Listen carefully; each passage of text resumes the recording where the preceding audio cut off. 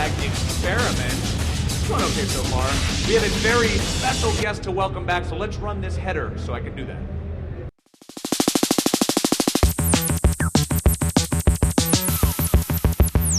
From Giant Bomb, Mr. Patrick Klepek is in. Scoop Klepek!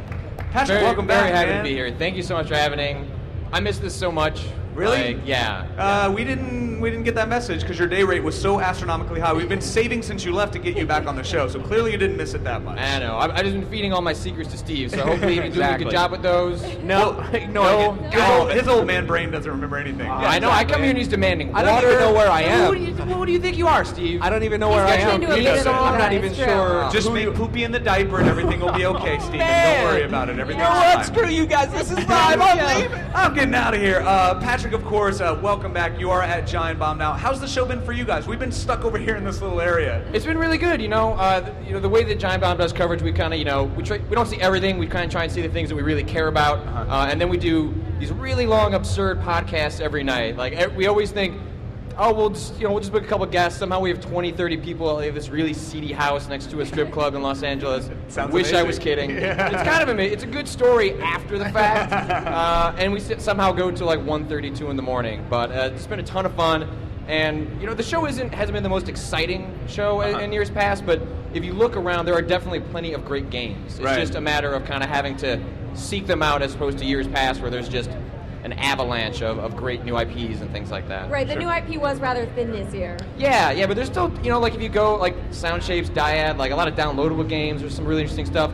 Dishonored looks fantastic. Like I can't wait for that to come out. So yeah, it's not the big exciting next gen thing, but that'll be next year, and there'll be plenty of it. It's nice to have a breather for 1 year. Yeah. And just kind of focus on the games, because we know as soon as the new consoles are announced, we're going to see like a lot of half-formed titles that don't really work as well as we'd like them to. demos and whatnot, We're going to see yeah. tech demos. We're going to get Heavenly Sword. We're going to get 4-hour single-player games. But So- you can control the sword with the 6-axis, and that is revolutionary. Everything Yes. is fine. Sony, keep sending the checks, man. I'm just joking. It's totally fine. Patrick, what's the one thing that you saw? I mean, obviously, even though, like you said, it is a lot more mellow, there's been a lot of information leading up to E3 this year. Outside of Watch Dogs, everything else was pretty much known already. Was there anything that exceeded your expectations when you got here and actually saw it on the show floor? I think Watch Dogs definitely caught everyone by surprise, but I think it was almost kind of sad how shocked we all were that it was there. It was impressive. I think it's doing some interesting ideas, but the fact that everyone was freaking out over one brand new game. It's all we had. Yeah, it's not another God of War. Just desperation. I guess if a drop of water in the desert will quench your thirst. Yeah. If you're in the desert. Right, and that's all there is.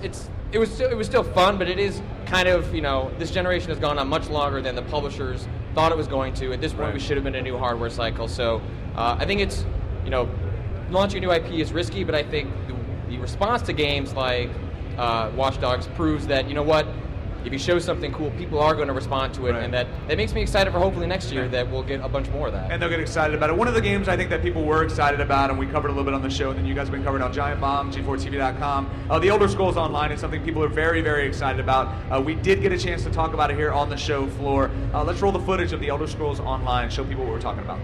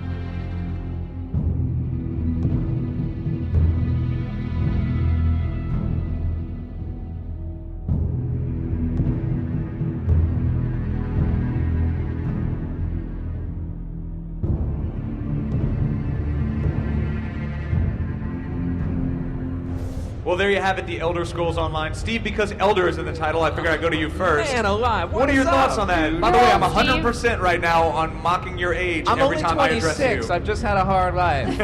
What do you think of the Elder Scrolls Online? I think it's a risky game, but I think it has potential upside that's pretty huge. I'm on the fence about it because The Elder Scrolls has always been such a solitary experience that I'm still waiting to see what they're going to do to make it into an MMO that can bring that vibe or anything even like the Elder Scrolls vibe. It'll be cool if they can do it. It's just a huge bite that they're trying to eat, you know? Yep. Nicole, huge Skyrim fan. What do you think about this offer? I mean, assuming that this can come out in a window that Guild Wars 2 isn't dominating into later 2013, I assume, I think this is a game that I'm going to be playing a lot, but from what I've seen, they've really only shown me environments, and so and some JPEGs that look kind of great, but I have mixed feelings, and I read on the internet people seem to have mixed opinions on it too, so I think we're just have to wait and see more. Right. If it's like Skyrim that I get to play with my friends, I'm cool. If it's like SWTOR, I've played that game before. Patrick, do you A have enough lot. time in your life for another MMO?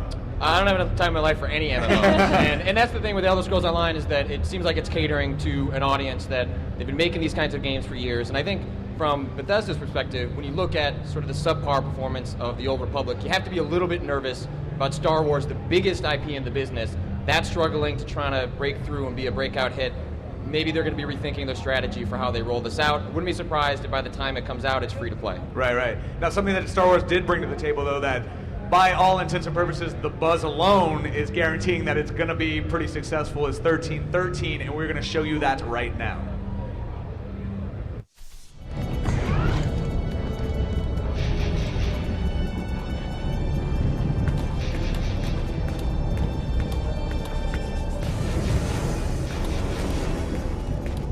Something's not right here. Let's check.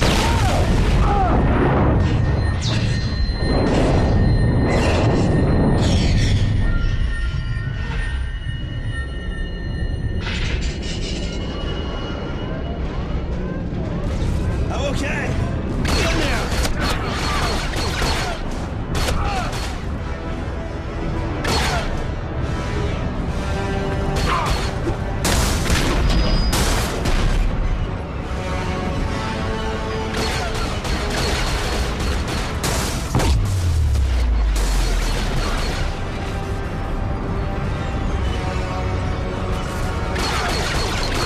Damn it!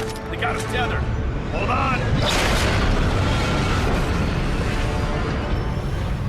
So here on the show floor, 1313 is a 20-minute experience. That's what they have over at their booth. When you do eventually get to the gameplay, people are really excited about it. Morgan, you look a little about it. What are you thinking? The whole word experience makes it sound a little Disney or something like that. Like, it doesn't sound like a game, it sounds like a theme park ride, and that makes me a little bit worried. You could do strap in and like it shows you around and it's Exactly, rumbling. and you're like, I love "Ah." Star Tours, so I'm on board for But this. if you put on a fake Well, cast, there you you can go. cut to the front of the line, is what I I've just- learned about that. We've been hurt by a lot of Star Wars games. We have had our hearts broken. Exactly. Star Wars games are like that.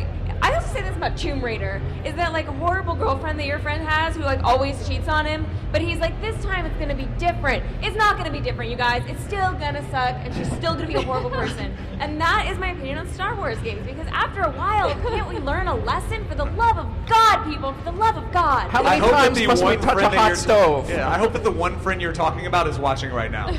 She's trying to tell you something. Trying to man. send the messages loud She's and trying to clear to tell the you. You widest break up with her, audience. and then you say bad things about her, and then Yeah. the next day she's back at your house. Yeah, but then maybe you guys get drunk one night, you see at her bar, and then you make a mistake. Wait. Nobody. Nicole, Star Wars is Yeah. something that you're Okay. really into.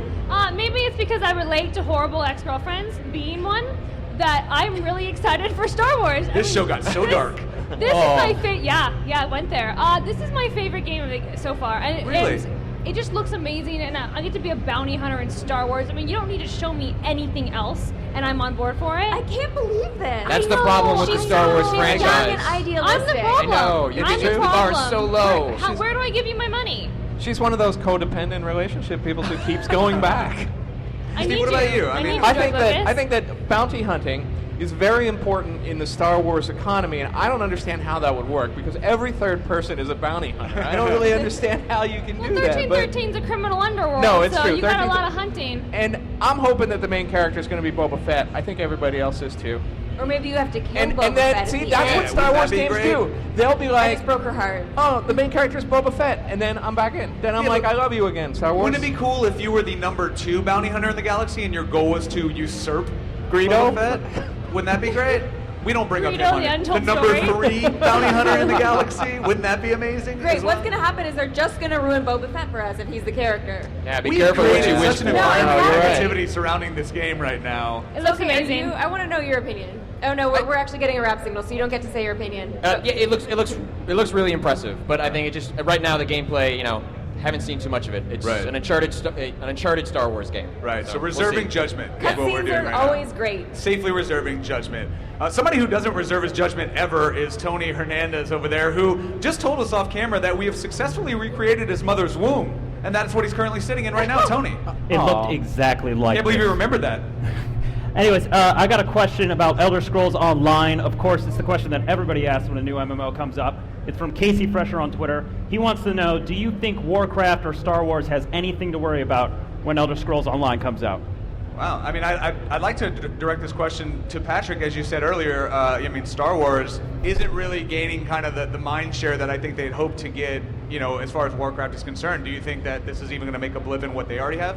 No, I mean, you look at the numbers for Star Wars, and it's doing well, and it'll probably end up being profitable for EA, but it's not becoming sort of the replacement for WoW, and it seems like the entire MMO genre is just waiting for Blizzard to do something next. So Sure. we're getting these sort of iterations on WoW's core mechanics, but nothing that's truly that different. And so I think really it's the wait for Project Titan to see, is Blizzard the one that takes this genre to go do something different? And Elder Scrolls looks neat, it's got that lore, I just don't know if it has the gameplay hooks to be anything substantially different. I mean, Right. it's got to really sort of be Skyrim. I mean, because you can interact with everything in the world. It has so much more detail than your typical MMO, where you can't really interact with anything that's not, on a number button. So I'm hoping if they go in that direction, I think they'll get a bigger mind share than if they kind of copy the World of Warcraft and the Star Wars model that everyone's kind of been doing. Yeah, because it's not like Skyrim's combat was anything really to write home about after Right. the 20th hour. Right. So it's really that world and being immersed in that experience, and it. And how you and I can have such a different experience in the same game. I don't steal in Skyrim. I think stealing is wrong. You may disagree with me, and you would have had a totally different experience. Killing's okay, though. Can we pull back to the master shot quickly? I think Steve Johnson died. Whoa. Let's pull back all the way. What the hell happened to Steve Johnson? Where did he go? He had a good life, though. It's I just mean, a he had pile really of good dust run. and a cane with a dragon head on it right now.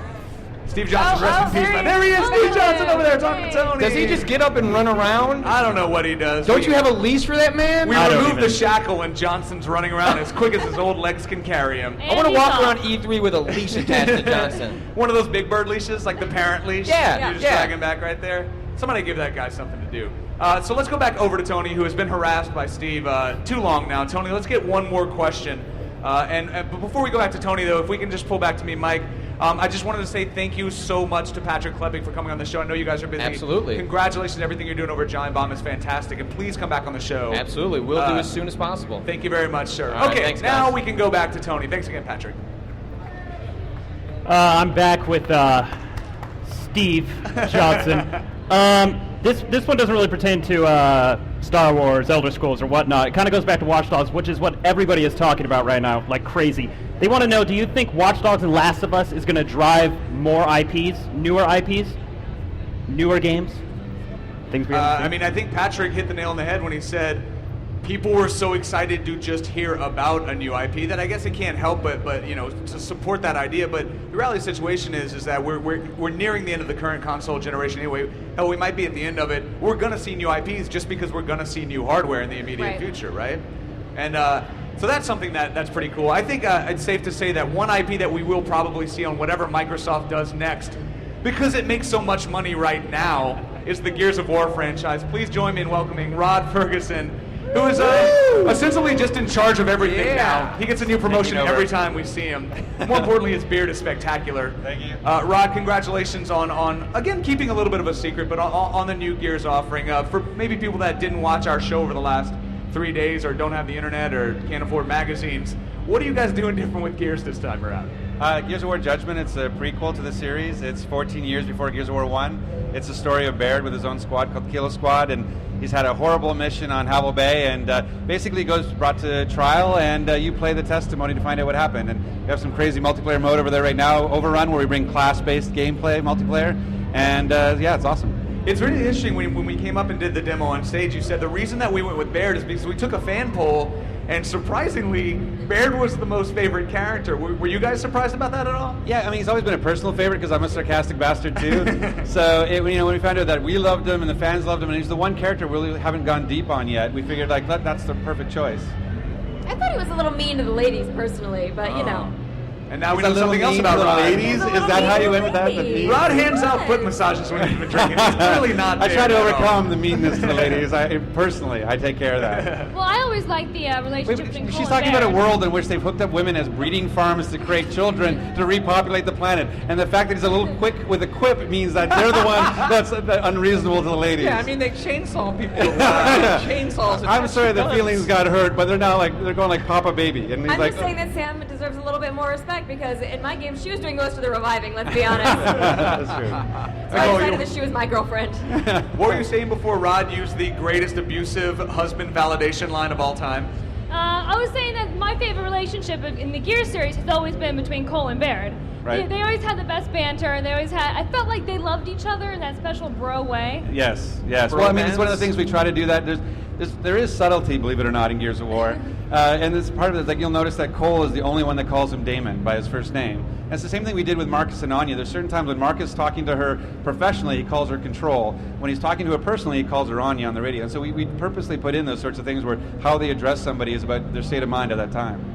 And how do you feel about the reaction of what you guys have showed here today? I mean, you guys really listen to your fans, and they drive a lot of what I think you guys do moving forward. But people were very surprised with what they saw here, so that must have been a great feeling for you guys. Yeah, it's crazy. I think there's like a 4-hour wait right now for our demo, which is ridiculous. We should have doubled the stations. Yeah. But I'm totally gonna cut it down. Can we cut, by the way? Oh, absolutely. I get you. I'm pregnant, so we should be able to go right to the front of the And line. I'm sorry about that. I thought I was protected. I thought we were Mantinis fine. are dangerous, brother. Mantinis are dangerous. I had no idea. Anyways, so no, I'm uncomfortable now, so. Aren't you glad you're sitting between Between us, yeah, exactly. But people are really surprised by this. Well, yeah. Great I mean, feeling. I couldn't believe we kept the surprise. That's the one thing. And then Overrun though is really driven by that fans. When we looked at every time we were doing press for Gears 3, it was like, well, you have co-op Horde and co-op Beast. Where's the competitive side? That doesn't make sense. And we actually tried it and couldn't get it to work in time for Gears 3. And so when we brought in People Can Fly, a bunch of new ideas, and we applied ourselves to it knowing we had time, created the class-based system, and now we have the mode. It's competitive Horde versus Beast. Is there anything in this game that just screams People Can Fly? Well, you'll notice that the campaign itself is a different style of campaign. Like normally, Gears of War is like heavily scripted, very cinematic based. Like Gears of War 3 had over 90 minutes of cinematics in it, and so with Judgment, we're sort of taking that to a different way. We're focusing on the intense, visceral gameplay. Like the design mantra is sweaty palms. If you're playing and you don't have sweaty palms, we're doing something wrong. And so it's all about that as opposed to the heavily scripted. It's awesome. Very cool. When are you gonna give Jack his own game? His own game? Yeah. That could work on an iPhone Maybe or something. That could be an maybe, interesting and you idea. can, like, reach See, for you're him or something? You're supposed to come with Anya. I was waiting for the Where's the Anya game, but that's fine. Not as into Anya blonde. Sam's buddy flick Morgan kind of builds game. robots. It'd be I right like up her alley. robots. Yeah, the Yeah. Jack would be great. She likes her hardware. Yeah, it's totally fine. Are there gonna be a Carmine in this game? That's not talking about Oh, that. so that's a yes. We have two new characters in Kilo Squad, though. We have Garen Paddock. He's the UIR refugee. He's sort of the devil on Baird's shoulder. And then we have a new female character, Sophia Hendrick, who's an Onyx Guard cadet. She's sort of by the books, and she's the angel on Baird's shoulder. And so as you go through, you're kind of getting this advice from these two characters. And yeah, it's kind of interesting to have that mix of personalities. And as Nicole brought up, People Can Fly, they are a part of this game. They've obviously contributed, like you said, quite a bit. The pace and the tonality, it sounds like they brought a lot to the table there. Do we see a world maybe moving forward where at some point People Can Fly, or are the other studios that you guys are working with, could develop their own Gears game? Or is Epic always going to be involved, Epic proper always going to be involved in what you guys are doing? Yeah, I mean, it's safe to say we'll always be involved. I mean, that's part of we keep Gears in a certain respect. And there's also, we want to make sure that everything we do right now is focused on AAA, whether it's a mobile game or whatever. So we're very focused on that. But yeah, I mean, I never say never, and I think this is a great start, and the fans will decide on whether this goes further than where it goes. All right, and then my last question for you in regards to the Gear stuff. Obviously, like we brought up, it's no big secret. We are at the end of this current generation of console. Right. It's safe to assume Gears will be on the next generation console. Is it? Is it safe to It's assume? absolutely safe to assume. I that. assume Yeah, I'm It's sorry. I assume absolutely that, safe. and I'm safe. Yeah, and he's a very safe guy. But are there any ideas maybe that, and feel free to not answer, but are there any ideas that you're like, you know what, maybe it makes sense for us to just hold off for that next step? there have been discussions like that I wouldn't necessarily want to talk about here, but there's certainly, when you look at new platforms and new technology and Unreal Engine 4, it provides certain opportunities maybe we didn't have. So Right. Well, let's take a look at some of the gear stuff that we've been talking about. Again, Yes. people, there's a 4-hour wait. They threw a great party the other night that us TV folk that have to get up at 5 a.m. can't go to because they start their stuff at like 11 p.m. So let's take a look at the Gears footage.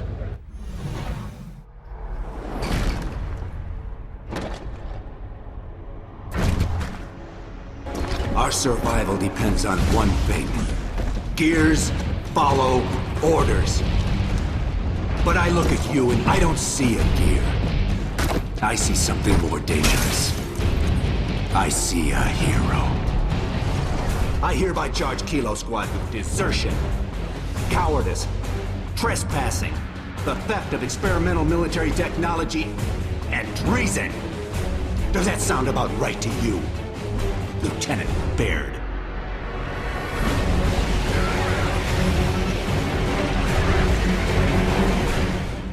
All right, so obviously that stuff looks amazing. You guys have been blowing up Twitter, hashtag E3 feedback, asking questions about Gears, and specifically to this handsome gentleman to my left. So, Tony, do we have any questions over there for Rod? I've got a bunch. One of them is from Game Monkey Q2. Excellent name. He wants to know, are we going to see any more returning characters from the previous Gears series? And are we going to see Baird's life before the COG? Ooh, good question. How did you get that into 140 Reveal characters? secrets. Two-parter, yeah. Well, I mean, the two main that are coming back are Cole and Baird. This is their story. In terms of before the COG, I mean, this really takes place a couple of weeks after E-Day, and that's that time period that we really focus on. So it's really that time period. Coy answer. I know, I do my best. But also, I'm pretty sure by that name you said this is a great name, sir. I'm pretty sure that was a girl. Based on the name alone. I think actually, you know what? Let's. Do we have one more question for Tony while we have Rod here for the next 3 minutes? We paid him for his time, so let's ask him one more question if we have it. In sexual favor. I got another one from Brian McCon. He's from Facebook. He wants to know, is it only going to be about Baird and Cole, or is it going to be more about the overall war? And then a follow-up to that. These guys love this. They want to know, are we going to see any Pendulum Wars in any other Gears game? Tell us. Yeah, I can't speak to the Pendulum Wars side, but I Yes. mean, this is just the transition from that. That's one of the things that's really interesting about this time period, is the way that we like to think about it is the Pendulum Wars was the human wars, and it's kind of with the COG in this mindset, like the way the American Army was for World War II as they tried to transition to Vietnam. And so this basically you have to learn how to fight a different enemy differently. So this is what this sort of game is about, is it's a kind of awakening from, it's not a human war, it's a locust war, and we have to fight differently. Awesome, man. Isn't it amazing how people always want story spoilers? Yeah, exactly. Isn't Tell me it everything. Do us a favor, just remove all surprises, because when I give $60, I already want to know what happens. So what happens at the end? Do they make it out alive? No, Dom dies. All right, Hey, perfect. does there you go. Dave break Batman's back in the movie? Because I don't know if I'm going to go see it. So can you just tell me now? Exactly. Can we just make that happen? I think you can kind of guess it does, right? God damn it, Rod. I didn't want to know the answer You know to the that. ship sinks at the end of Titanic, Just too, right? stop, man. No, and Leo does not die. He's swam back Spoiler! later Oh my on. God! Well, look, I think we can all say congratulations on a fantastic showing, and thank you so much for your time. We always love having you on the show. Thank you. Rod Yeah. Ferguson. You can follow him at Gears Viking. Remember to keep using tweets, hashtag E3 feedback. We're going to answer your question. We have one more hour of live coverage that is still yet to come. We've set the bar about here. Right. So when Jessica and Eric take over, they've got a lot of room to improve. So It's you're gonna welcome get for much that. better. Yeah, we're here. Realistic. We expect you to take it here. So stick around. We'll be back in a couple minutes.